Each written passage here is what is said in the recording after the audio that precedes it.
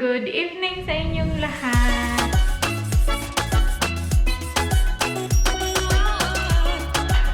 Today is Wednesday at nakabihis na ako dahil aalis ako. Bibili lang ako ng ingredients para sa lulutuin kong baon ni Nico bukas kasi wala pala kami. Kung napanood niyo yung vlog kahapon. Wali kami at since mag-grocery ako, magpapalit tayo ng bag. Ito yung bag na gamit ko kahapon nung nag-date kami ni Bianan. Kunin ko lang yung mga nakalagay dito. Alam nyo na siguro kung ano yung laman ng aking bag lagi.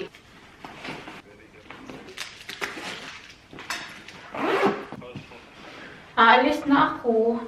Tumawag lang naman si Nico dahil pinaabot niya sa akin na sobrang sarap daw nung aking experiment na luto. Sabi niya perfectly cooked daw.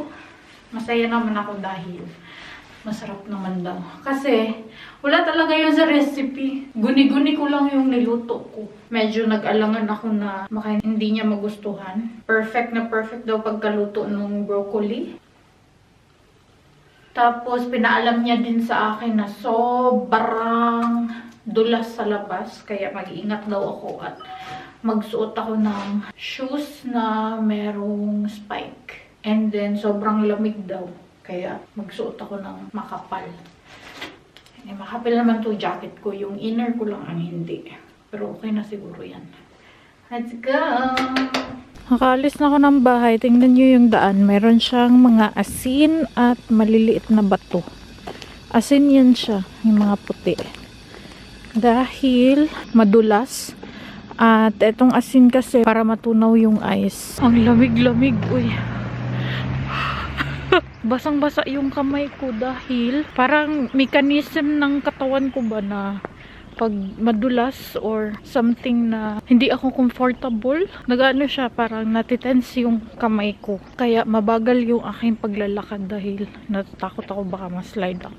Ang lamig-lamig talaga, uy, promise. Tumutulo lagi yung aking ilong dahil malamig tapos namumula. Ewan ko ba, uy, aliw na aliw talaga ako pag umuusok yung bibig ko. Tingnan nyo doon banda, nagfa-fog. Doon. At doon ako mag-grocery sa Edeka at Aldi. I think sa Edeka talaga ako mag-grocery ngayon dahil sa Aldi wala silang mga Asian products. So sa Edeka ako. And then sasaglit ako sa DM dahil meron akong bibilhin. Meron pa na nag-comment sa inyo no na sana mag-vlog din ako sa mga supermarket, mga pinupuntahan kong mall or mga establishment. Gustuhin ko sana. As in, super gustong gusto ko. Meron ako mga old vlogs na nag-vlog ako sa mga supermarket pero lagi ako nasisita. Kasi nga bawal dito. Dumating ako sa point na hindi na lang talaga kasi sobrang nakakahiya pag in-approach ka tapos may makakarinig. Minsan nakakapag-vlog ako sa loob pag tingin ko walang sales lady or walang nakabantay sa store. Before talaga ako mag-vlog sa loob, nagtatanong ako kung pwede bang mag-video. Ang laging sinasagot sa akin ay hindi pwede, bawal ang mag-video-video because of the dot and shoots sa privacy rules nila dito. Sobrang stricto nila sa dot and shoots. Hindi ko din maintindihan kung bakit kasi meron naman silang mga pinapublic na mga advertisements, no? Kaya hindi ko talaga mag-gets kung bakit. So, pagpasensyahan nyo na. Kung nakikita nyo na ibang vloggers na nagva-vlog sa mga establishments, sila po yun. Pinipili kong maging good citizen dito dahil hindi ako taga dito. Kung ako lang ang papipiliin, gusto ko talagang manirahan sa Pilipinas.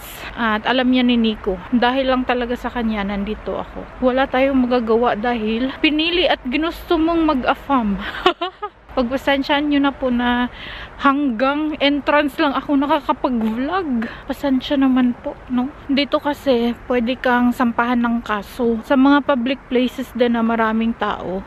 Napapansin nyo sa mga vlogs ko, hindi ako gaanong nagva-vlog dahil baka ako ay makasuhan. Kunyari, nakunan mo siya ng video tapos in-upload mo, then nakita nila yung mukha nila, so pwede sila magsampa sa iyo ng kaso dahil you're invading their privacy. Pagpasensyaan nyo na talaga. At meron ding nag-comment pala sa vlog ko kung bakit tinatakpan yung anak ng best friend kong si Ellen, yung inaanak ko, bakit tinatakpan yung muka. Isa din yan sa reason, dahil din yan sa privacy something. Si Ellen, okay lang sa kanya na maipost yung anak niya in public or sa social media, yung papa lang ng bata. Nire-respeto din namin yun, kaya walang face sa bata.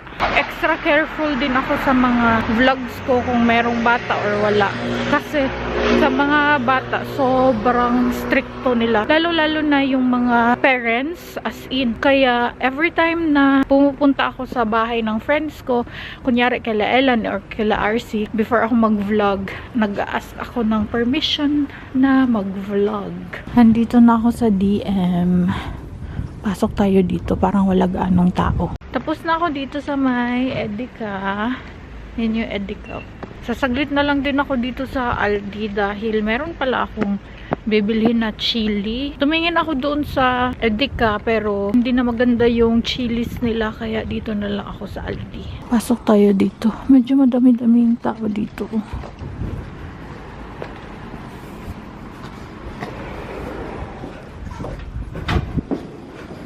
Wala din gaanong display. Pauwi na ako at nabudol ako. Ang sarap kasing tingnan ng crop fan. Crop fan time na pala ngayon. Hindi ko napansin, uy. Nung nakakita ako ng crop fan sa may Edeka, sa bakery ng Edeka, naisip ko, lo, crop fan site na pala ngayon. Pumasok ako sa may bakery doon sa Sipl dahil masarap yung mga pastries nila doon. Hindi ko naman in-expect na bubungad sa akin ang mga crop fan, ang gaganda. Tapos gutom pa naman ako. Kaya napabili talaga ako. Meron akong mga pinagdadampot doon sa supermarket. Tapos binalik ko. Sabi ko sa sarili ko, gutom ka lang ngayon kaya ibalik mo yan. Marami kang pagkain sa bahay.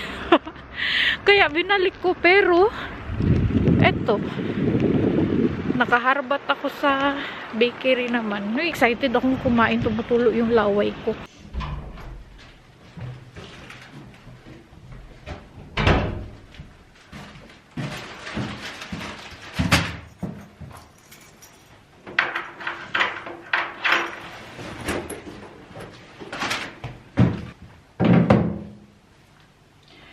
Hello! Nandito na ako sa bahay. Tatanggalin ko lang yung shoes ko doon sa basement. Kasi nandun din yung aking tsinelas. Ay, nakakawala ng energy yung lamig. Ihuhol ko muna yung aking mga napamili before ako kakain. Kasi sobrang nagugutom na talaga ko. As in. Sobrang gutom na ako. Wala pa akong kain. Anyway, ito na. Oh, hindi puno yung aking backpack. Which is good. Kasi hindi ako kumukuha ng wala sa lista ko. Ay, meron din pala. Pero I think isa lang. Ito yung aking sadya. Chili. Wipes. Para dito sa kitchen. Itong olive oil. Ito lang talaga. Pero nakakita ako ng ganito, pang cheese. Kasi meron kami dyan, yung malaki tapos maliit sa baba. Ayaw ko nun. Nakakairita siyang gamitin. Kaya eto, tamang-tama, maliit lang. Tapos tag 1 euro lang. Oh, bongga. And then, ang nabayaran ko sa Aldi is 8.77 €. Next naman sa Edeka, ito yung sadya ko. Wala din to sa listahan ko pero kumuha na ako. Yakult. Sobrang mahal ng Yakult dito pero laban. At ang nabayaran ko naman sa Edeka is 6.38 €. Yung presyo ng Yakult is 3.49 € tapos ito naman is 2.89 €. O, diba? Bongga. Sa DM naman is, eto lang, dalawa. Kumuha ulit ako ng room freshener or air freshener kasi kulang ako ng dalawa. Pang sala at saka pang foyer namin. Foyer ba tawag doon? Basta doon sa entrance namin. Ang nabayaran ko naman sa DM is 5.90 €. Diba? Bongga. So, yun lang.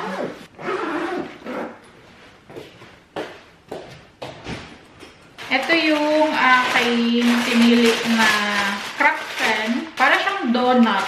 Tada! Ang cute. Meron to siyang vanilla sa loob. Paborito ko ang vanilla pag Crafton. Tapos, tag-iisa kami ni Nico. Excited akong kumain. Magpainit na ako nitong aking paksiw. Sayang lang, itong paksiw ko walang sili. Hindi siya maanghang. Papainitin ko to dahil ito yung aking kakainin. Ay, gagi! Meron ba pala akong coconut milk? Akala ko wala na. Pero hindi naman yan masisira, so okay lang. Don't be shy.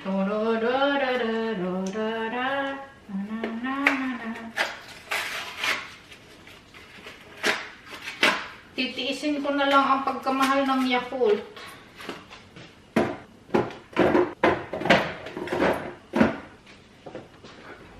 Ito na yung aking pagkain, mga unta. Ayan yung aking paksiw una. Maraming gulay, talong at saka okra. Mga unta. Magkakamay ako eh. Habang kakain ako, manonood ako ng Widow's War kung meron na. Sana naman meron na. Walay pa. Manood na lang ako ng vlog. Mga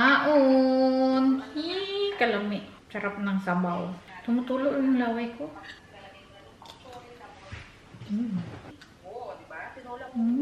Ay, next time pala gagawa ako ng paksiw na talong lang. No? Parang pwede naman siguro. Paksiw na talong.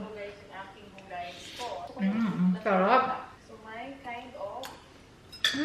Gusto kong ipatong yung aking paa pero uncomfortable siya dahil meron ako. Ang sarap. Mag-comment kayo kung paborito nyo ba ang paksiw. Kasi ako, paborito ko ang paksiw. Lalo na pag maanghang. Ay, sobrang sarap pag maanghang. Sarap. Ano ulam nyo?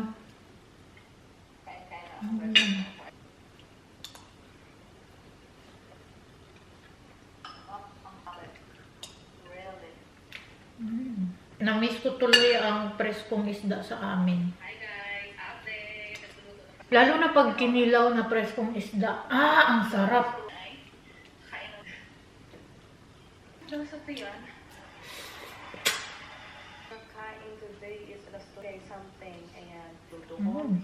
Ang sarap pang kumain. Pero, kakain kasi ako ng Crafton.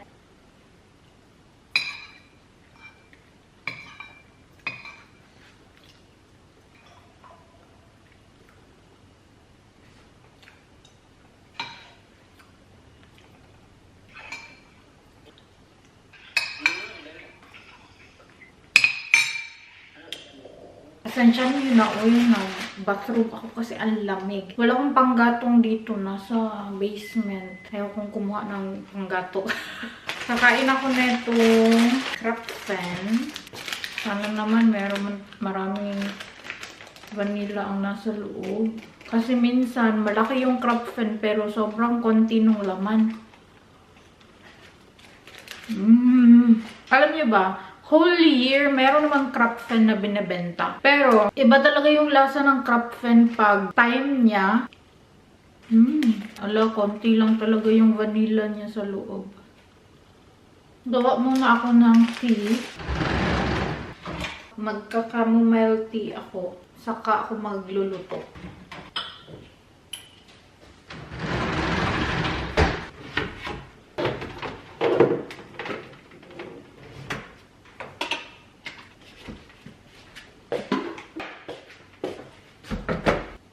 Kailangan ko pa palang maglaba. Magugustuhan din to ni Nico.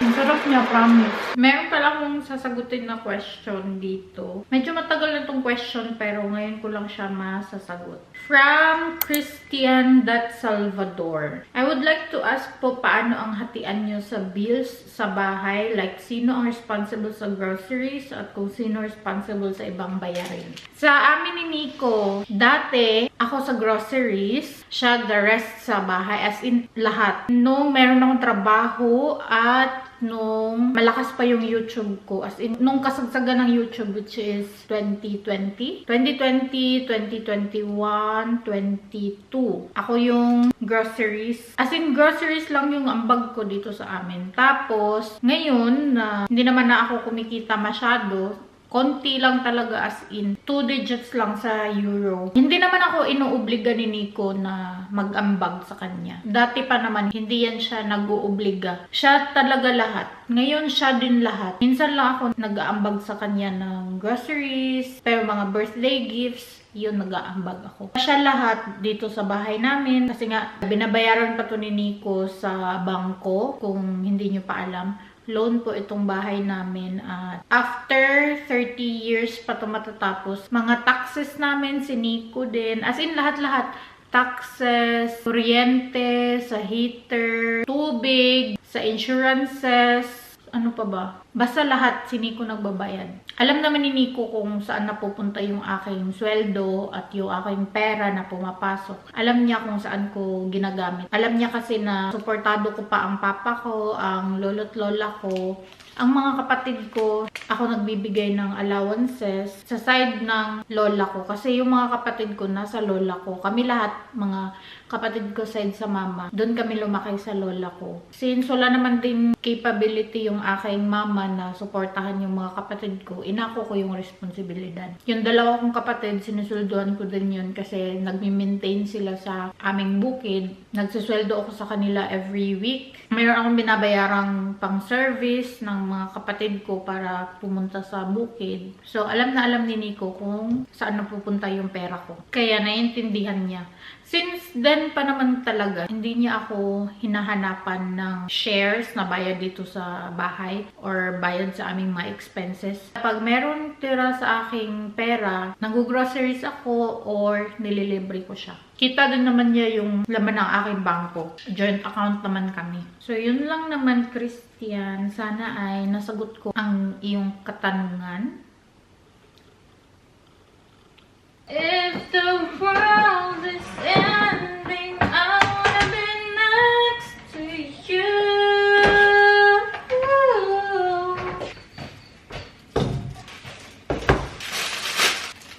Magluluto na ako ng pan-dinner ni Nico. Pasensyaan nyo na yung aking aurahan. Sa Bicol Express, lalagyan ko siya ng beans para hindi siya pure karne lang. Nagpa-defrost na ako kahapon netong pork tenderloin.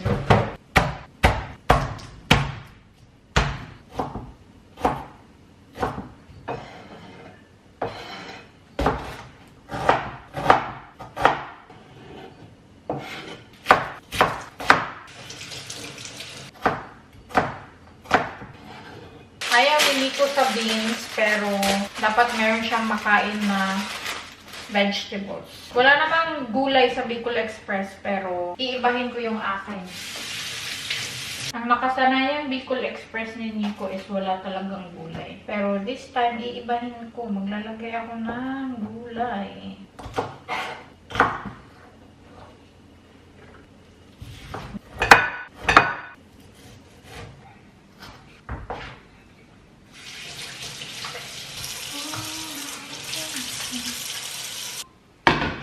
Ready na yung aking mga ingredients. Used oil lang yung gamitin ko konti. Lagay ko na ang pork steak.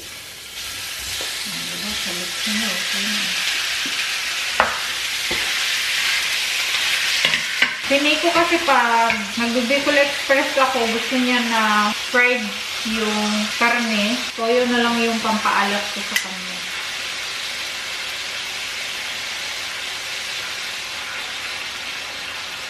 Sobrang konti na lang ng aking bagoong. Maglista pala ako ng bagoong. Bukas, meron akong appointment sa aking dentist. Sasaglit na lang din ako sa Asian store. Ganito yung gusto ni Nico, yung brown na talaga yung meat. So, take ko lang ang bawang at saka sibuyas.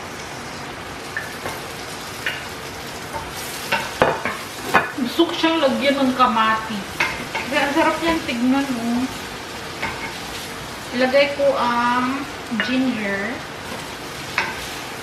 Di ba pag Bicol Express, hinahalo mo na lahat ng ingredients bago i-turn on ang heat. Lagyan ko siya ng bagoong. Minsan kasi nadadamihan ko, ayaw ni Nico. Ang bango. Natatakam tuloy ako. Then, nilagay ko na ito.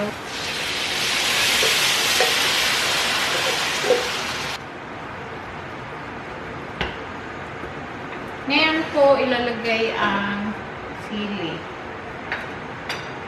Tsaka itong konting gulay. Hindi na to Bicol Express, ginataan. Takpan ko lang yan. Nilinisin ko muna tong kusina bago ko gagawin yung baon ni Nico na salad at saka fruits.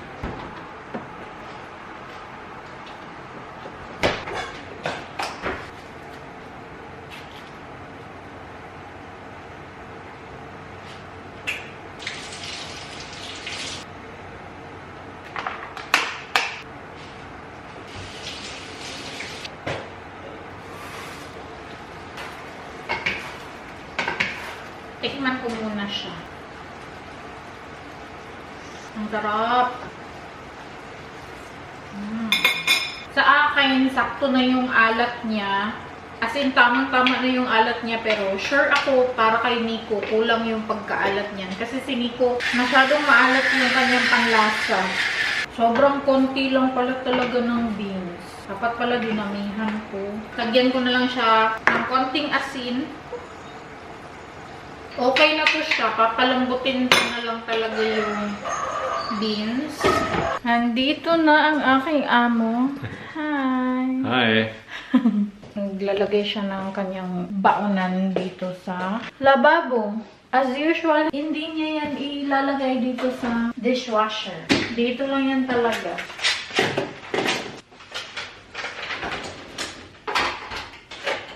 O, diba? Ubos.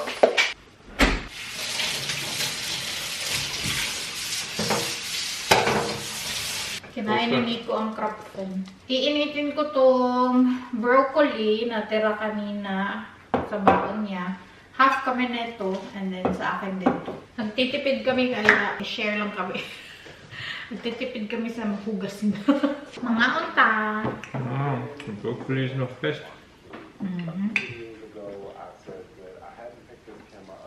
Toch, eens gegessen. Broccoli na ito. Meine Portion. Tingnan niyo naman yung aking Bicol Express kung gaano siya kaganda. Nakakatakam siya ng bonggang-bongga. Natatakam ako, promise. Nalagay na ako pang baon ni Nico. Natatakam ako, sobrang bango niya. Yan na. Ready na ang kanyang baon bukas. Meron na siyang salad niya. This time, hindi ako naglagay ng bell pepper. I think kahapon naglagay ako. Di ko na sure. Nakalimutan ko na. And then, yung kanyang fruits, ready na din. Hindi ako naglagay ngayon ng blueberries. Bukas na ulit. Ito yung pang snacks niya.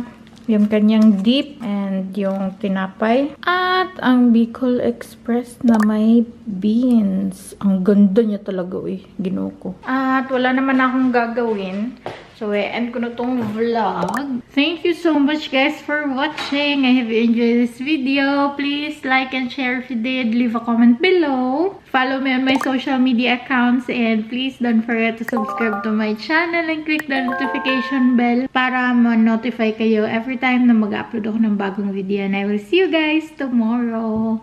Cheers! Gute Nacht, Amping! Cheers, mein Schatz! Cheers. Ang busy siya,